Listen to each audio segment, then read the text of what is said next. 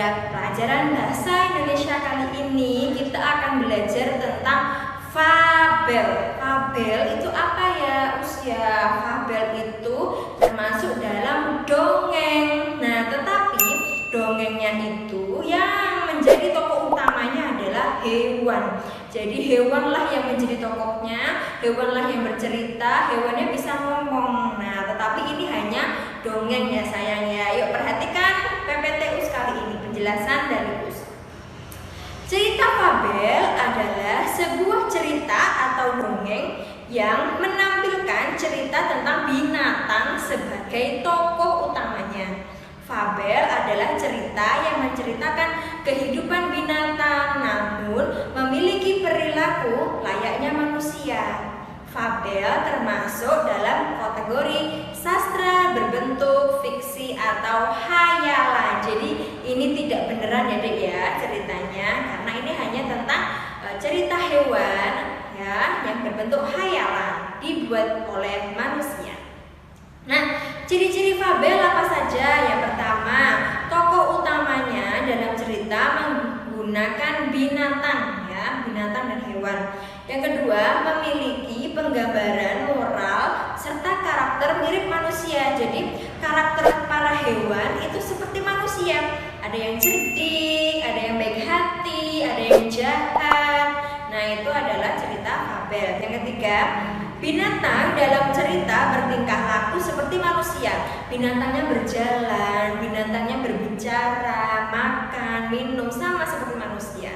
Yang keempat, umumnya memiliki alur cerita yang pendek dan sederhana. Nah, cerita dongeng biasanya alurnya pendek ya Dek ya dan sederhana ceritanya.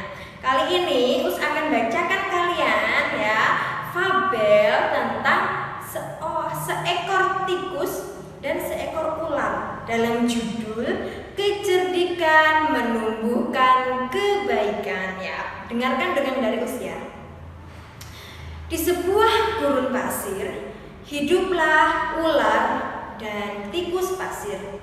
Sebenarnya sang ular sangat ingin memangsa si tikus, sedangkan tikus berusaha mencari akal agar ular tidak lagi berniat memangsanya. Saat itu, ular sangat lapar, padahal ia sedang tidak mempunyai sedikit pun makanan. Sedangkan tikus yang berada tidak jauh dari sang ular sedang asyik melahap makanannya. Sang ular merasa tidak senang melihat kelakuan si tikus. Lalu ular berbicara, "Dengarkan ucapanku, wahai tikus yang angkuh. Aku pasti akan mendapatkan tubuhmu yang mungil dan lezat itu." Lalu tikus bilang, "Hei ular, berusaha dan bekerjalah. Jangan hanya berani mengancam.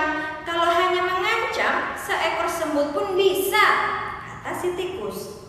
Sang ular sangat marah mendengar ejekan dari tikus itu.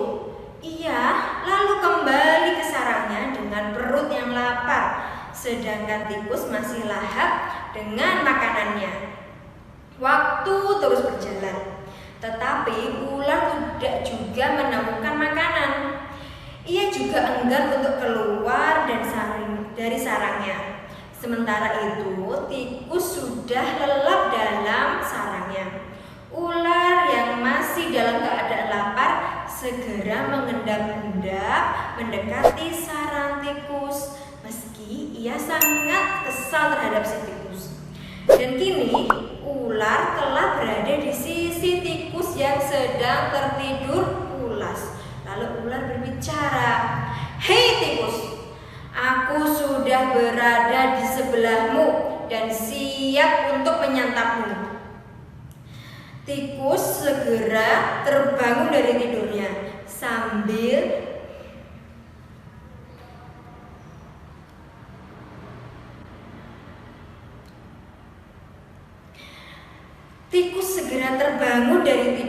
sambil berpura-pura menguap. Ia mulai memutar otak agar bisa lolos dari cengkraman sang ular. Tunggu dulu ular. Sahabatku, kalau kau ingin memakanku, kau harus berpikir dulu. Kita hanya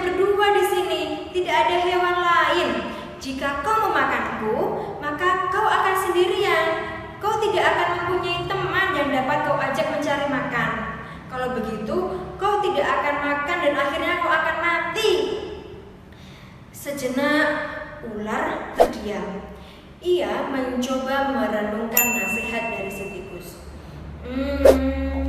Jadi kita tidak bisa hidup sendiri, kata si ular.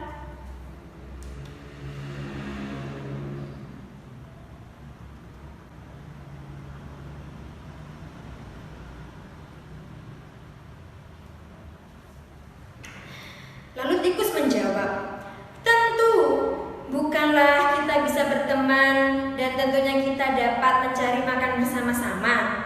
Bukankah itu lebih menyenangkan daripada nantinya setelah kau memakanku kau hanya hidup sendiri? Lalu ular mengangguk, tandanya ia mengerti.